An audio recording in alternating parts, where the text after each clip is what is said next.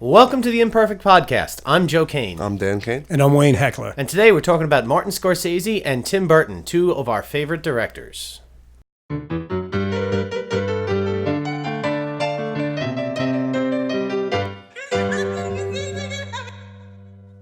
So we wanted to talk about two directors that we all love, Tim Burton and Martin Scorsese, and some of the trends that they have, how, they sometimes use the same people for music or the same style of music, and also there's the same actors that they use and they always go with that have really made some of their films iconic. Yeah, for instance, like Scorsese, one of his first things is Who's That Knocking on My Door? It was in his first film, Yeah. like late 60s, right? 69. And that was an introduction to Harvey Keitel, and was a great actor. Yeah. And then, of course, then the next one comes in, Mean Streets, which is Harvey Keitel. He was in Mean Streets and he was in Robert Taxi DeNiro. Driver. And then both of them connect to Taxi Driver. Right. And then also, then is Alice Doesn't Live Here Anymore, which is Harvey Keitel and Jodie Foster, who also was in Taxi Driver. Jodie Foster was in And Taxi all three Driver, of them right. are in Taxi Yeah. Driver, which is really cool. Yeah. Well, it boils down to the point that if you look at these directors and these actors and everything, who they all work together all the time, you bring in your friends. You bring in people that you are proven to you that you go, okay, well, I can work with this person. Yeah. It's almost like you don't have to ask anymore. You know what you're going to get from them. And then I think, especially if you're a writer, director, you start writing for these actors that you worked with already. Yeah, right. And you know exactly what you're going to get. You build the role around them. When you're first out in your filmmaking and you're doing your stuff, and we can attest to this, we use the same people all around us because you build your team. Yeah. Correct. And it's the same way they build their team. They just keep with their team and modify little pieces as they go throughout the years. Right. Now, one person he didn't use again was Liza Minnelli. Not for any reason, but from New York, was Robert De Niro, Liza Minnelli. Yeah. But I guess he never found another place for her, but it didn't fit that one thing. Yeah. I wrote down a list of De Niro things that Scorsese had worked with De Niro on certain films. So these are all the films that De Niro did with Scorsese. We got Mean Streets, Taxi Driver, New York, Raging Bull, The King of Comedy, Goodfellas, Cape Fear, Casino, and The Audition, which is the latest one that the last one that he's done with him in the 2000s. I don't even remember. Personally, I never saw The Audition. Did you? No, I didn't see that one either. I've never even heard of it. Right. Looking up this information and going, okay, well, De Niro is. What did they do together? It's like, what was that? Okay, all right. Now, don't forget Raging Bull, also Joe Pesci. Joe From Pesci, Raging Bull. And then, of course, he brings them back for Goodfellas, both of them again together. And Casino. Yep. And Casino, Absolutely. right. Yeah. And then Cape Fear, another De Niro. Cape Did you Fear. mention Cape Fear? Yeah, we mentioned Cape Fear. I mentioned Cape Fear. Now, some that you think is out of the ordinary that you would think, oh, is that a Scorsese? Was After Hours. Do you know that movie After Hours? No. When he was a businessman and he leaves and it's about his whole night. I think he got locked out. Whatever it was, it's his whole night trying to get back home. Right. And all these different things happen to him. Right. So it's kind of a comedy, but it's a serious thing. But I think most people wouldn't know that's a Scorsese or Scorsese. People say his name is Scorsese or different. Scorsese? Scorsese. Scorsese, I agree. Yeah. Okay. Yeah. Also, The Color of Money, which was Paul Newman and Tom Cruise. And Tom Cruise, is yeah. also his. So those are the two I think that Yeah. most people forget that he Right. did. And The Last Temptation of Christ, which was very controversial for its time. And I think the controversy is what really got people to come. Right, Those right. picket signs, don't see this, because Jesus kisses the Mary Magdalene in it. That was William Dafoe and also Barbara Hershey, who he also used in another earlier film back in the day. But what's interesting too is those movies, like the people in the background, the extras. Like the one guy, he's not even an extra. He was in a main role. One-liners, two-liners. Was Frank Vincent, who played Billy Bats in Goodfellas, and he played Frankie something or other. He was Pesci's right-hand man in Casino. So and if you look at some of the scenes, there's like people that you catch in Goodfellas that are in Casino. That were literally in the same scenes in different movies.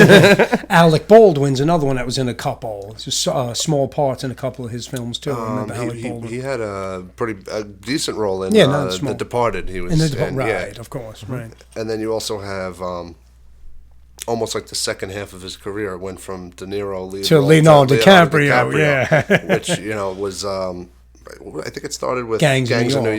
York, and then it was Aviator, and then my favorite DiCaprio one, which is The Departed. Yeah, mine too. Yeah, I'm a big fan of Shutter Island. Shutter Island was- I thought was underrated. He was in absolutely. that, And of course, Wolf of Wall Wolf of Street, Wall which was Street. insane, fantastic. Yeah, that was a great one. That was a good one. Speaking of Shutter Island, you borrowed that from him like I 2 borrow years Shutter ago, Island? and you gave it back to me, and I've been sitting on it. So remind me to give you back Okay. your Shutter Yeah, Island. Yeah. Wolf Now of we Wall now we Street- have it on tape to make sure that Wolf I of Wall remember Street. to do Oh, I'm that. sorry. Yeah, that's true. Wolf of Wall Street. The great part is, when he's on that drug, and I just remember because of this, I skipped the paranoid stage or whatever it was, and right to cerebral palsy. It's just like the greatest line ever. And he's just drooling on himself on the floor. I just you know lost what my else I mind. like about that after the fact? Well, he's crawling out of the old Brookfield Country Club, which yeah. is like 5 miles from here. But, what I also like is when he gets back to the house, and the guy played by Jonah Hill. Yeah, Jonah Hill. He's choking because he's also had these these quaaludes, Quaaludes. and he's screwed up and he's choking, and DiCaprio's trying to help him, and he's all screwed up, and he reaches up to the counter for the Coke, and as he's doing this and trying to get it in his system to wake him up, on the screen there is Popeye, the Sailor Man, With the having the spinach. spinach. Spinach. That It's was little like subtleties. Yeah. So Yeah. things like that is why I love the guy. You know what? great. You know what? It really stands out in my mind about Scorsese. I almost said Scorsese. He always leaves little tidbits in his movies, like The Departed in particular, because we were talking about that a second ago. He leaves that envelope. What was in the envelope? He always leaves a question in his movies, like what was that? You know what I mean? Which is just. Brilliant filmmaking, and some people would look at that and argue and go, okay, well, he just forgot about the envelope, or it got cut out of the scene when it was supposed to be. But he does that very intentionally with what he does, or he messed up years ago and just said, oh, you know what? Let me just put this in every one of my movies now. So, but I'm gonna go for the first one and say that he does it intentionally. Kind of like Pulp Fiction with the suitcase. You don't know what Yeah, that is. you don't know what see it the is. shiny gold maybe because the color, but you really don't know what that is. Well, let me ask you, what was in that envelope in The Departed? Well, no, it said Citizens on it. Yeah, And he spelt it wrong. No, but that was he was checking all the guys that was supposed to be in it. He was checking them all to see who was the rat in his crew. That's what was in the envelope. Was maybe that, or was maybe it- it wasn't or was a it true cash? mystery at all. It looked like a payoff to me. It was a big, thick envelope. We don't know. I don't think we know. I don't think that question was answered. But you know what? Maybe that's part of what he does. That's what a good filmmaker Dan does. is looking confused. He thinks it's been answered. He thinks I thought it was He's like, I answered. don't Now I'm upset. It's gonna have to. Well, we gotta have to watch it again now because you brought up this question. And Hugo was another movie we didn't film that we didn't discuss. Oh, That's yeah. a different one. That one he didn't use any actors that he used in the Sacha past. Baron Cohen and that the little kid. I mean, it was. Right. He was a relative unknown, and the girl ended up being the girl from Kick-Ass. That was the girl in that. Don't remember the actress's name offhand. But that was probably one of a departure for him. Yes. And very well done also. I'm just visually it was so well done. The camera work, the cinematography was outstanding. Yeah. Well, it created a world that doesn't exist. A lot of his things are gangster based, I guess. For the most part, Irish mob or Italian mob. Yeah. Right. Well, that gets me to, my Departed was my favorite DiCaprio one, but my favorite of his is Goodfellas. I mean, that's just iconic. Yeah. And, that he used this cat. Ray Liotta was in that. It was great, and that's not a guy that he uses that, Right. over and over. But you had Pesci, you had DeNiro, you had Frank Vincent that was in it, and just classic. That and Casino, Yeah. brought those two guys back, and it's just my kind of movie. He's very happy. I'm very happy. And it's funny, like Mean Streets, like that set the tone for his career because it was Yeah. like the mafia type things. Yeah. The first one, Who's That Knocking on My Door, is interesting because Actually, that won the 1967, by the way. That Oh, was the year 67, for it. not Yeah. 69. That actually won the Chicago Film Festival. Oh, yeah? And then what happened is someone bought it, a distributor, and said that we're going to release it, but they gave the condition they wanted to put a little more sex into it. So then he had to redo it, and he added this whole flashback scene that the guy was thinking about hookers, the Harvey Keitel. Right. So it was pretty good. But that movie, if you don't know, is very interesting. It was based like that and Mean Streets. It was more that Catholic. It was a Catholic, like it was almost what's it called, a conflict between Catholicism and the mob in Mean Streets, because he wanted to just absolution, is that what it's called? No, to be forgiven. What is that called? I can't think of the word Resolution. right now. But I think absolution, Absolved. right? Yeah, to be absolved of his absolved, sins. But he didn't know which way to go with the mafia. And then the first one, Who's That Knocking on My Door? Actually, it's funny. It starts off that he met this girl, and when she wanted to sleep with him, he thought she was a virgin. He didn't do it. Then he found out that she admitted that she got raped by her I guess it was like a date rape thing. Yeah. And then he was destroyed. He was angry. He didn't go with her. And then eventually he tries to, and it didn't work. But it's just very interesting how it sets up that tone. It was like a conflict. Yeah. But since then, and then with Johnny Boy, with Mean Streets, that really set the tone. Then Yeah. it was like, well, he's the Right. king of making these mafia movies or mob movies. Well, look at how many he's done throughout the years. was so different in that he was just like a little punk. Yeah, very On the street. different. The first scene, he like blows up a mailbox. He's running down the street. And but Taxi Driver is another one that I love. That was like the slow losing of your mind. The slow burn. Yeah. And yeah, that's another classic. But Well, look at all the classic lines that came out of that too. you talking to me? Yeah. Yeah, I think he is. Actually, I was. Yes. And don't ever do that again. Yeah. I thought you were going to say, I'm walking here, but that's not that. That's no. That's Dustin Hoffman. in, but there is a taxi cab in that scene. It's not taxi, but there's a taxi cab that comes up Which to brings him. me to Christopher Lloyd and Danny DeVito. Okey doke. Slow down. Yeah. What does the yellow light mean? I gotta tell you, we should totally do a podcast just on that and just play that over and over again. Natowski, yeah. Let's really analyze that scene. That was one of the greatest television that was great. moments. Yeah. Taxi. But another common theme in these movies, not just the actors and stuff, is some of the music. Scorsese's always using classic rock. He loves the Stones. My three favorite, Goodfellas, Departed, Casino, all have "Gimme Shelter" in it. Yeah. And Well, he's And big into Shelter classic rock. Island actually does not, and it has Shelter in the Shutter title. Island. Shutter Island. I ruined it already.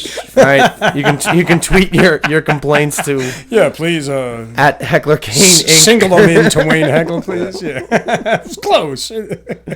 Hey, it's funny because he was one of the first ones to actually use current music in a film. We take that for granted these days, but that really wasn't done back Well, then. we say it's classic rock now, but when he started using these pieces, they that were was current. it was current rock. music, And people did not do that. Yeah. He was a pioneer right there, but I think a lot of us But- take it for granted that right. that's a norm right now. Yeah, right. But some of the, Monkey Man was another Stone song that was in Goodfellas when he's coked out of his mind. And, just the way he uses the music, just at the right minute, it sets up the whole tone. It's painting a picture. Yeah. He paints a picture with the music. Absolutely. I don't know if you remember in The Departed, there was a different version of Comfortably Numb Oh, from Pink Floyd. that's right. It was, Really? It was really, I loved it, actually. It was when he was finally, hooking up with the girl in her apartment when she was about to move in with Matt Damon's character. I almost said Matt Dillon. Which changes the whole movie. We're talking about something about Mary today. Yeah. What do you want, Chompers? And it's funny. But Comfortably Numb was in that. Of course, Dropkick Murphy got thrown in there because it was Irish. But also, it was funny. There was a Nas song in Departed, which was really different for him to be using a rap song. But it worked with the scene. They were running around selling drugs, and he hopped in the car, and it just worked. Yeah. Well, it's one of those things. It's like it helps again paint the picture of appropriately what the situation is. Right.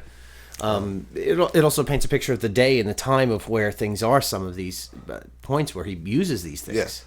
Yeah. Well, And you could tell one of his favorite bands, all the Rolling Stones, even did the documentary. Right? Yeah. Was it Yeah, Shine yeah, the Light? yeah. Shine the Light. I think so. Yeah. He loves them. But was a good one of my favorite documentary. scenes from Goodfellas is because of the song they're playing at the time. Is when Jimmy DeNiro's character first gets introduced, and he walks in, and it's supposed to take place in the mid-50s, and it's a song from that time that he used called Speedo by the Cadillacs.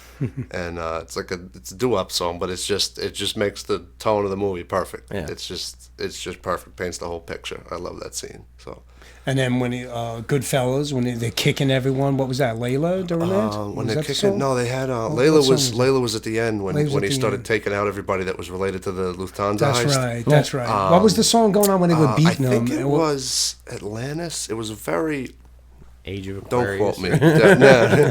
Don't quote me on that, but I think it was a very laid back kind of Right. song. It was and they come in- contradicting to what's going on. and That's what and made it they so attack- powerful. They attack Frank Vincent's character, Billy Batts, and Right. they beat this guy. I mean, Yeah. and this laid back song is going on while they're doing it. So but it works. It's perfect. Right, You know. right. So It was like another one is True Romance that does that with a version of Somewhere Over the Rainbow. Remember that was like slow motion, everyone's getting Yeah. shot. It's Yeah. somewhere, very like eerie the way they did it. It's a good version. He's always got to sing. Well, I held back on that one. I don't have the range for Somewhere Over the Rainbow right now. That octave, I don't like to start with Well, that. let's get a little bit into where he's at now and what he's doing. There are some new things coming out. He made an announcement that he's working as a producer and director on Sinatra, a movie called Sinatra. Oh, that I didn't know about. I look so forward I'm, to seeing I'm, that. I'm assuming it's about De Niro. no explanation needed. Scorsese puts out a movie called Sinatra. You go. You go. You just go. There's no preview. It's full of just go. It's full of Rolling Stones songs. That's why we haven't heard about it. He doesn't need to announce it. Yeah, right. You just go. And he's a movie called Free Fire. There's one called Bleed for This. A movie called Tomorrow that's in post production right now. Another movie called Silence, which is in post production, and The Snowman, which is also in post production. He's not the director on all these though. He's producer on these. The only ones he's directing is Sinatra, obviously. I don't know why that's obvious. I thought Silence also. And Silence also. He is, Yeah. okay. There's another one that's been talked about for a few years. It was originally going to be called The Irishman, and I think I want to say it might be called Scorsese? I Paint Houses. Scorsese. Irishman, and it's about an Irish hitman that worked for the mob, and supposedly is the guy that took out Jimmy Hoffa. And it's that'd be about that, interesting. and I hope it gets made. They talked about it because not only is he going back to and using De Niro as that character, but Joe Pesci was supposed to be in it, and for the first time, Al Pacino was supposed to be in it and working with him also. So that's just like. And let's start rumors. Leonardo DiCaprio too. And Now he and will. They Johnny might try to Depp, cast him in. and Now it's funny because Joe Pesci a lot of times says he's like semi-retired. Yeah. You know, a lot of times people ask him projects. Nah, I don't want to do Yeah, it. yeah. You know, I don't want to do that. I don't want to do that. But this for they'll- Scorsese, he'll for probably them, come they out do and it. retire. And He'll those, for do me, it. that's like the dream team. Those If are the my script three is favorite right, actors. yeah, So, yeah. you know. Yeah. All right. Well, let's. I know you couldn't get over the Home Alones, you know. Just kidding, Joe Pesci. When my hair's long, I've been told I look like Daniel Stern. Yeah, I from can Home see Alone. that. Yeah. That's true. That's So. good. They need to do a movie together. Daniel Stern and Joe Pesci again. Yeah. Just Yeah. it doesn't even has nothing to do with Home Alone. Just should be. They should do another comedy together. Just a 'cause comedy. They You worked don't well want it together. Let's move on to Burton. What the hell? You dress like a chicken. Tim Burton. Tim Burton. All right. So I think one of the first ones he directed was actually Pee-wee's Big Adventure. Is that true? it's early think on. that- I That's think that this is Pee one Wee's of Big his Adventure is first, 1985. He had a whole bunch of short films before that. I'm just looking. And he it also up had different. real He quick. acted on some. He was the animator for a couple. Also an artist. That was his first full length feature. Yeah, I believe, and that was his first full length feature as a was Pee-wee's director. Big Adventure. Right. Which, if you look at that, that's absolutely insane. Did he have anything to do with? They did a new Pee-wee movie. Did he have anything to do with that? I don't know. For some reason, I'm thinking maybe he does not. I don't think so. Yeah, I mean that was his first directorial debut on a full length feature. He's done a ton of stuff. I mean, iconic things for me. Looking at Beetlejuice and Batman and Michael Keaton. Batman Returns. Well, there's a theme of a guy who repeats in movies and stuff. He's worked with Burton a couple times on there. Yeah. He worked with him, and I think that Michael Keaton was thought of as a comedic guy. Yeah. And Beetlejuice, it worked right in, and then Batman came, and I think people were like a little annoyed that it's going to be kind of like another jokey movie like the '60s show. Yeah, and then that hit, and he pulled it off. Iconic. He really it did. really was. Let's say iconic. He was the first one to turn around and go, okay, this can be the Dark Knight. This doesn't have to be campy, goofy. Darker tone. Yeah. It's a darker tone. It is what it is, and like, man, he knocked that out of the park. That set a whole new frame for the cinematic universe for the Batman series, for any of the comic book, I believe series. that is true. Yes, it wasn't the goofy side of it. Even if you look at the '90s animated series, some of the things were kind of dark. He wasn't in all black, but he was more of like a shadowy, sketchy kind of character. Yeah, the animated series. And it really was the first one. Was Batman. It's that set it up. Also, Dark Shadows, right? He did that one. Dark Shadows. Well, let's get into Johnny Depp movies that they've done together. Okay. Yeah, that's his guy. I figured out a list of this. That's his guy. Him and Johnny Depp have done a lot of movies together. Not as much as De Niro did with Scorsese, but Johnny Depp did Edward Scissorhands was the first collaborative project that they did together, and then Ed Wood, Sleepy Hollow, Charlie and the Chocolate Factory, The Corpse Bride, Sweeney Todd, Alice in Wonderland, Dark Shadows, and now he's doing the sequel of it's called Alice Through the Looking Glass right now. That's I think it's completed, and they got to work together again. Right. So and not to mention Planet of the Apes. Most people don't know that Johnny Depp was actually one of those apes.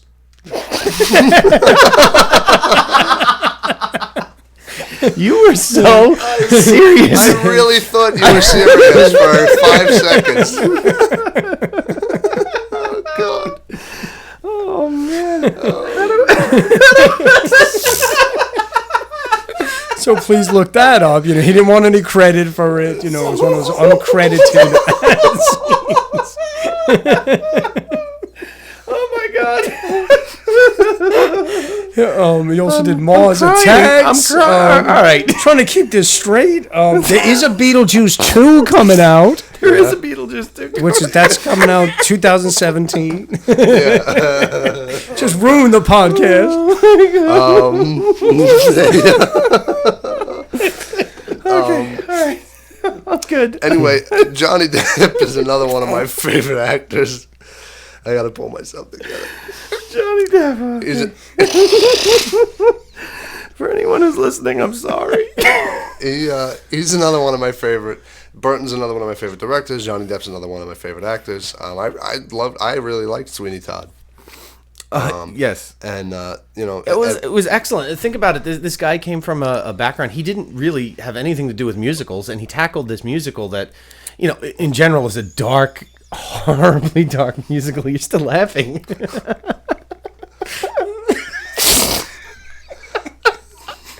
All right.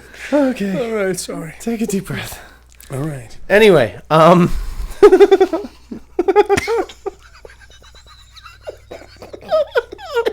We are the Imperfect Podcast, by the way.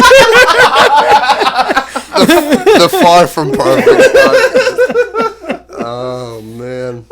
Getting back to Beetlejuice. All right, I am totally looking forward to Beetlejuice 2. I was very excited to hear that Winona Ryder signed on again, and Michael Keaton signed on again to do that with him. But Burton came to you. Even if you hadn't been together and worked together in a long time, if Burton comes to you and he goes, I want to do this. I have this idea. You go, okay, and then you ask what the idea is. Right. Yeah. It's one of those. You don't go say what is it. Well, let me see the script first. Yeah. Right. He's going to knock it out of the park. He's going to do something original and new with it. For the most part, you look at something like Corpse Bride. Think about Corpse Bride. It was very. It's an animated movie, but it's not for kids. No. Did you mention Nightmare Before Christmas? Oh, No, I didn't we didn't know. mention that. That's yeah. This is Halloween. Now I'm singing. That's one of my favorites. And that too. one he wrote and directed. He wrote and directed. Right. Yeah. Wow. That was some. That's one of thing. my favorites. Yeah. And again, you know what? It wasn't geared towards children. Children love it though. Yeah. They see these characters jumping around, and I think it's owned by Disney now. Disney owns everything. There's all these Jack products that I see out there. Like I actually have sitting on my piano upstairs here it's a set of Jack candlesticks. I have a mug. You have a mug. Didn't I buy you the mug? I think I did. I don't know if it was initially meant for me. No, It was yours, but I think he stole my mug. And what's really nice about Tim Burton is that he's a real artist, like not just an artist as a director. I mean, like physical artist, like a painter. A lot of the an things, animator. A lot of the things that you've seen are originally sketched by him. That whole the big eyes and the things that they use in. Let's take for example Alice in Wonderland. Mm-hmm. When he did Alice in Wonderland, he wrote these sketches out of the Queen and everything else. And what happened was, Helena Bonham Carter went on to play the part of the Queen, which was his wife at the time. I believe they are no longer together. Just throwing that piece out there. But they took her head in they didn't know how they were going to do this. Because obviously she has a normal size head, but in post production they made her head really big, and that was based on his sketches that he had sketched. He started out his career actually in earlier things. He was in the animation department. Correct. 1978, he did a Lord of the Rings. He was an in between artist. He wasn't even credited. He was making sketches and stuff for Lord of the Rings. 79, Stalk of the Celery Monster was a short. He was an animator. He actually animated a movie, a short film. But a lot of his background came from being an animator. And he acted in a few too. He was in Singles. Yeah. That's Matt Dillon. We talked about Matt Dillon earlier. He was in that. He's in a few more. Yeah. It is an amazing career.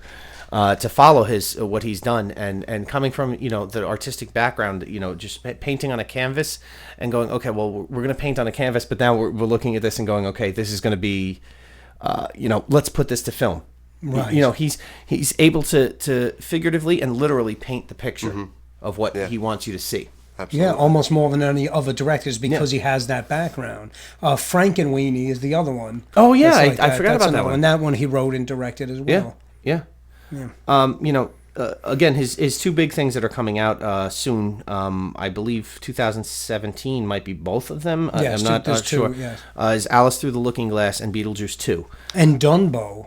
Actually, Dumbo? This I didn't find out. Okay, that's cool. That's 2017 also, yes. Wow, like a horror film Dumbo? I don't know. I really don't know. I'm curious. Yeah, that'll be interesting. Wait, one of my favorite films from is Ed Wood. Oh, that's awesome the film. other one with Johnny Depp, and that's just an incredible movie. I just love that so much because if people don't know, Ed Wood was, I guess, sci-fi back then. I guess it was considered. Bela Lugosi used all the time. Yeah. But he didn't care about so many things. He just had to get the film done. The continuity is off. It's almost like a joke when you watched Ed Wood films. Not this film is about Ed Wood, but actual Ed Wood films. To clarify, this was based on a real character, Ed Wood. Right, who's a true director, but the way he got his films done, and he made money. He got them out there. Yeah. They were popular, but there's continuity issues. It's actually funny to watch, to catch all the mistakes. Right. But no one cared at that time. He was knocking them out. The mistakes were so prevalent, it became part of the story. It was like, okay, what is he going to mess up here? And it was like part of his style. Yeah. And Johnny Depp does a wonderful job at that. That's just an incredible movie. So, and the actor who played Bela Lugosi, I forgot who that was. Wasn't that Sorry. Martin, wasn't it Landau? Oh, yes, yeah, that's right. Martin Landau. Yes, there you go. And another great actor, yeah. Wow. Who's from Mission Impossible in his early years. Was he on Mission Impossible? The actual series, Mission Impossible, television series, yeah. I mean, okay. Here's a little thing that sticks in my brain all the time, and that's from him. He was a producer on this. I don't even know if he directed it. Cabin Boy, is that what you're gonna bring up? No. He was a producer on Cabin Boy. Oh no, he did direct this. It was Mars Attacks. Right. It was so goofy and so out there of like the whole thing, and like a good friend of ours, actually you remember, wrote the song "Ack Ack." A little shout out to the Bossa Nova Beatniks who and that was from that movie, Burton movie, Ack Ack Ack Ack, because that was the sound that the aliens, that was their speech, I suppose, and really cool little thing, and it was just. Again, it gets back to him painting pictures, and like if you look at his things, they don't look. You're not. Scorsese is raw and gritty. We started out with that, and he's about the city, he's about the mobs, he's about like realism of like a horrible situation. Yeah. To me, Burton is like the emo kid who got a camera, and like he paints his picture, and it doesn't look like anything else out there. It's very original, and it's more fantasy, like you said. Scorsese would be more practical, more real, the realistic side, and he's definitely more on the fantasy side. Yeah. He's more fantasy, and Scorsese, you feel like you're standing on the street corner having a cigarette with the guy in the movie. Right, especially living in New York, we definitely feel that, right? Yeah. Well, there's definitely been a coin termed of Burton-esque. And that's that style of like what you're looking at. It's Burton-esque, and they did a whole Big Fish was one that was Big very Fish, that was another good one, fantasy like, and that's a storytelling. Yeah, that was very good. That was interesting also. It's he has created his own, almost his own genre, because you're going to see a horror film without the horror. That's a good way to put it. Yeah, I like that. That's true. With Corpse Bride, with Nightmare Before Christmas, is it? Yeah. Nightmare Before Christmas, yeah. It was a Christmas time horror film that wasn't horrible.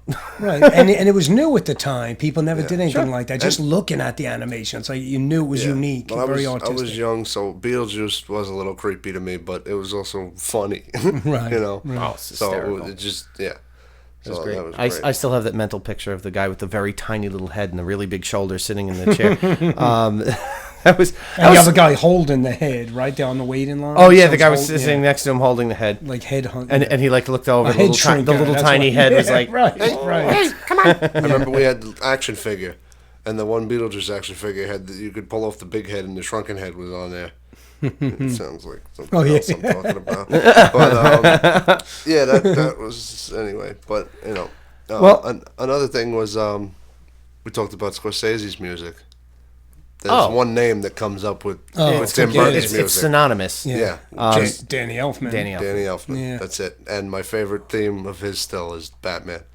Sure. And what's funny is that it's pretty much the same theme for Batman Returns, but they made it a little different. That it almost like reeks of Tim Burton more in Batman Returns. It's like a little more they creepy. Tweaked it a little it's better. Like more Nightmare Before Christmas. It really is Burton all over it. Yeah. Well, look at Nightmare Before Christmas. What an amazing batch of music. Yeah, that was a musical. Yeah. You know what? That ties us into the Sweeney Todd. I said, he'd never really done musicals, but he's obviously a very musical person. Right. Nightmare Before Christmas was definitely a musical. Yeah. An animated musical. Yeah. And the way the music paints the picture as well. So you have an audio side as well as the visual. Yeah. So it's art on both sides. That's why it's very unique the way he does that. You literally could hear 8 bars of an Elfman tune and see a picture that was drawn by him and go, oh my God, that's it. It fits, right. I get it. Yep. That'd be a hell of a way to pitch a movie. Just have Elfman write like 8 bars of music and send a little hand drawn sketch by him and go, here's my idea for the movie. Yeah, okay. Done. Greenlit. Another greenlit project. Well, I mean, I think we covered these two gentlemen very thoroughly today. Yep. And I want to thank you all for listening and hanging around with us. We are the Imperfect Podcast, and if you want to hit us up on Twitter, we are at Heckler Kane Inc.